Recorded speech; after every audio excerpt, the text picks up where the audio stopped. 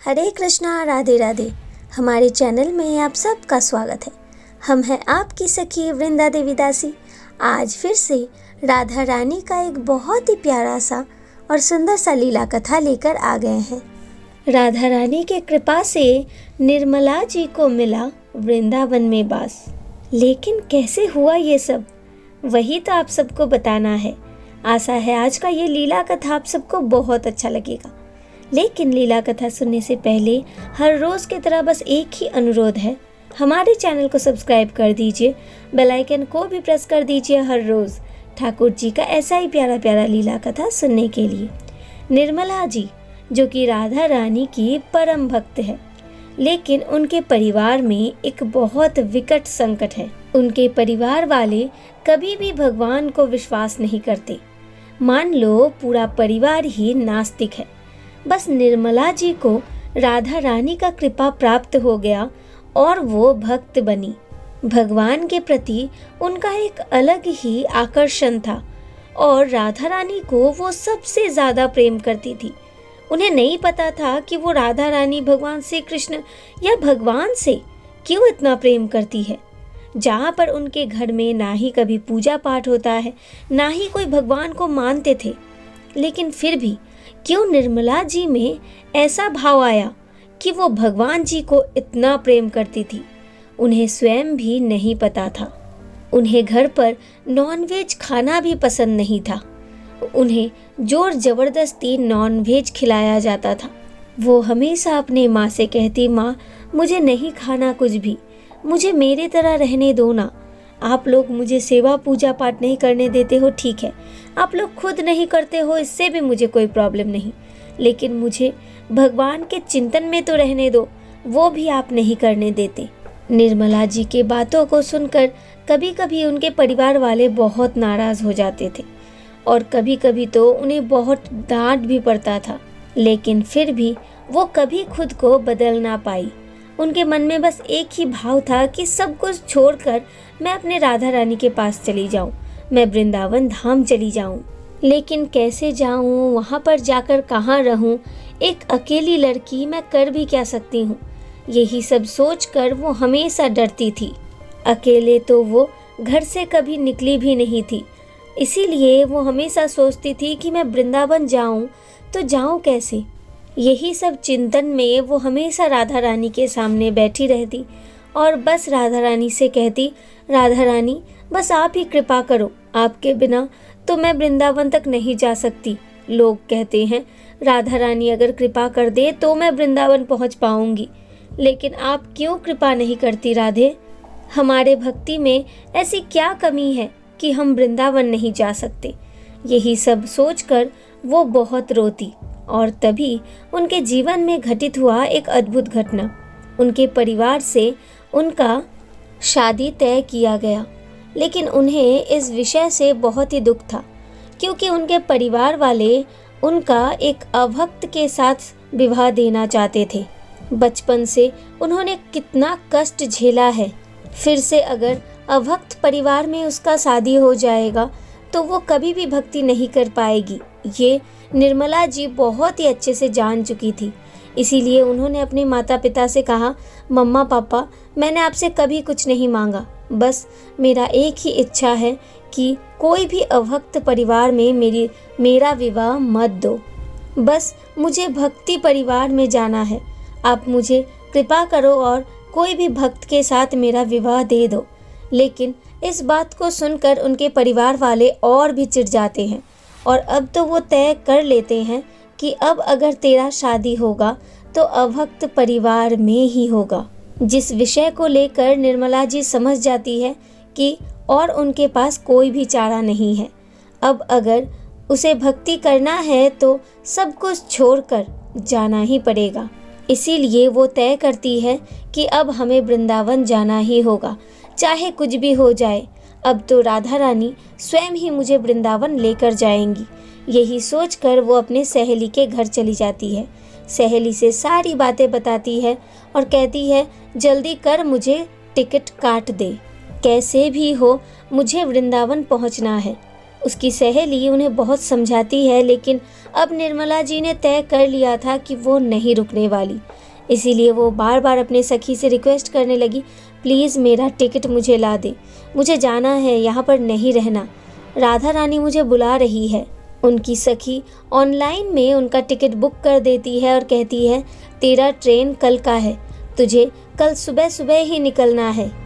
यहाँ से तुम सियालदह स्टेशन में चले जाना, वहाँ तुम्हें सीधा मथुरा का ट्रेन मिल जाएगा। और ये लो अपना टिकट, इसे खोना मत। और हाँ, एक बात याद रहे, ट्रेन में कोई कुछ भी खाने को दे, तुम कोई भी खाना मत खाना, क्योंकि तुम अकेली लड़की हो, क्या पता कुछ हो जाए। इसीलिए कोई कुछ भी दे, तुम अपने हाथों में उसे मत लेना, इसीलिए अपना खाना खुद ही खरीद लेना। निर्मला जी अपने सहेली को थैंक यू करती है और उसी रात अपना बैग पैक कर लेती है। उनके पास ज़्यादा पैसा तो नहीं था, लेकिन जितना था वो उसी को लेकर उसी रात निकल पड़ती है। वो सीधा सियालदह स्टेशन में पहुंच जाती है, लेकिन स्टेशन में आते ही जब वो सारे ट्रेनों को देखती है तो वो थोड़ा डर जाती है, क्योंकि उन्हें समझ में ही नहीं आ रहा था कि कौन से ट्रेन में उन्हें बैठना है। पहली बार वो जर्नी कर रही थी, और वो भी वृंदावन तक, इतने दूर। उसने कभी भी नहीं सोचा था कि मुझे अकेले आना पड़ेगा, लेकिन जब राधा रानी साथ है तो क्या डरना, यही सोचकर वो ट्रेन ढूंढने लगी। और तभी उनके सामने आ गए टीटी, जिन्हें देखकर उनके मन में थोड़ा साहस मिला और उन्होंने टीटी से पूछा कि मुझे कौन से ट्रेन में बैठना है। टीटी ने उन्हें दिखा दिया कि आप इस ट्रेन के सामने ही तो खड़े हैं, इसी ट्रेन में आपको बैठना है, जाकर बैठ जाइए, कुछ ही देर में ट्रेन छूटने वाला है। अब जब वो सुनती है कि ट्रेन छूटने वाला है तो अब उनके पास समय भी नहीं था कि वो कुछ खाना खरीद ले, तो वो जल्दी जल्दी ट्रेन में चढ़ जाती है और जाकर चुपचाप अपने सीट में बैठ जाती है। एक बार के लिए उनकी आंखों के सामने उनकी मम्मा का चेहरा आ जाता है, फिर पापा का भी। सोच में पड़ जाती है कि क्या मैं ठीक कर रही हूँ, लेकिन फिर वो सोचती है जब राधा रानी के ऊपर सब कुछ छोड़ ही दिया है तो क्या सोचना, चलो जो भी हो देखा जाएगा। जब वो यही सब सोच रही थी तभी अचानक से उनके सामने एक बूढ़ी अम्मा आती है और उनके सामने वाले सीट में बैठ जाती है और अपने पोटली से चने निकाल कर खाने लगती है। खाते खाते निर्मला जी से पूछती है, क्या तुम्हें खाना है? निर्मला जी को अपने सखी की बात याद आ जाती है। वो कहती है, नहीं, मुझे कुछ नहीं खाना। मैया चुपचाप अपना चना खाने लगती है। फिर कुछ देर बाद वो निर्मला जी से पूछती है, आप कहाँ जाओगे बेटा, अकेले हो क्या? निर्मला जी सीधी सादी भोली भाली लड़की कहती है, नहीं नहीं मैया, अकेली कहाँ हूँ, मेरी राधा रानी सदा ही मेरे साथ है। मैं तो जा रही हूँ मथुरा वृंदावन। वर्षों बाद मेरी राधा रानी ने मुझे पुकारा है, इसीलिए जा रही हूँ। निर्मला जी के बातों को सुनकर मैया बहुत प्रसन्न होती है। कहती है, अच्छा वृंदावन जा रही हो, मथुरा? अरे मैं भी तो जाऊंगी मथुरा, चलो तब तो हम एक साथ ही जाएंगे, बड़ा आनंद आएगा रास्ते में। अम्मा की बातों को सुनकर अब निर्मला जी के मन में थोड़ा साहस आता है। वो सोचती है, चलो कोई तो मिल गया जो मेरे साथ मथुरा जाने वाली है। उसके बाद अम्मा के साथ बात करते करते कैसे रात बीत जाता है, दिन बीत जाता है और वो मथुरा तक पहुंच जाते हैं, उन्हें समझ में ही नहीं आता। मथुरा स्टेशन में उतरते ही जैसे वो एक गहरा सा सांस लेती है और कहती है, मैं पहुंच गई वृंदावन। लेकिन साथ साथ उनके मन में एक चिंता भी आ जाता है, मैं आ तो गई वृंदावन, लेकिन कहाँ रहूंगी, एक अकेली लड़की, क्या मुझे कोई भी स्थान मिलेगा? पता नहीं राधा रानी, जो करना है आपको ही करना है, आपके भरोसे ही मैं यहाँ पर आई हूँ। तभी मैया ट्रेन से उतरती है और कहती है, क्या हुआ, क्या सोच रही हो, वृंदावन नहीं जाना क्या? चलो चलो, मैं भी वृंदावन ही जाने वाली हूँ। वहाँ राधा कुंड में एक आश्रम है, वहीं पर रहती हूँ, चलो तुम भी मेरे साथ चलो, कोई असुविधा नहीं होगा, एक साथ हम रहेंगे। अब तो मैया की बातों को सुनकर निर्मला जी बहुत ही आनंद होती है। उन्हें समझ में ही नहीं आ रहा था कि ये सब हो क्या रहा है।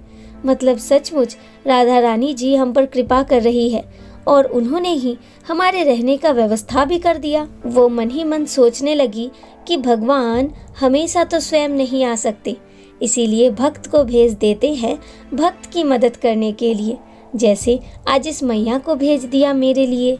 तभी मैया ने पीछे से पीठ पर मारा और कहा, अरे इतना क्यों सोचती हो, चलो चलो आगे तो बढ़ो। मथुरा से दोनों बस में बैठ जाते हैं और पहुंचते हैं राधा कुंड। राधा कुंड में आते ही वो एक आश्रम के सामने आकर खड़ी हो जाती है। कहती है, देखो इसी आश्रम में मैं रहती हूँ। यहाँ के गुरुजी मुझसे बहुत प्रेम करते हैं। तुम अंदर जाओ, मैं कुछ देर में आ रही हूँ। यहाँ तुम्हें कोई दिक्कत नहीं होगा। अगर कोई तुमसे पूछे कौन हो, किसके साथ आई हो, कहाँ से आई हो, तो बता देना मेरी किशोरी मैया के साथ आई हूँ। देखना गुरुजी सब कुछ समझ जाएंगे और तुम्हें रहने देंगे। निर्मला जी को बड़ा ही आश्चर्य हो रहा था। वो बस मैया को कह रही थी कि मैया आप भी अंदर चलो ना, आप मेरे साथ सबको मुलाकात करा दो, उसके बाद आप अपना काम कर लेना। लेकिन मैया बार बार कहने लगी, नहीं नहीं बाबा, मुझे तो बहुत काम है, इसीलिए तुम चली जाओ ना, मैं कुछ देर में आ रही हूँ। यही कहकर मैया कहीं चली जाती है और निर्मला जी डर डर कर आश्रम के अंदर प्रवेश करती है। प्रवेश करते ही सब लोग उनसे पूछते हैं कि कौन हो आप, कहाँ से आई हो, किससे मिलना चाहती हो। निर्मला जी बेझिझक होकर कहती है कि मुझे तो गुरुजी से मिलना है। वहाँ के भक्त कहते हैं, ठीक है, गुरुजी कुछ देर में आने वाले हैं, आप यहाँ बैठ जाइए, उसके बाद मिल लेना। निर्मला जी एक बेंच के ऊपर बैठ जाती है। कुछ देर में जब गुरुजी आते हैं तो वो गुरुजी के सामने बैठती है और अपने जीवन का सारी गाथा बताती है और अंत में ये भी बताती है कि वो किसके साथ वृंदावन आई और किसने उन्हें इस आश्रम में छोड़ा।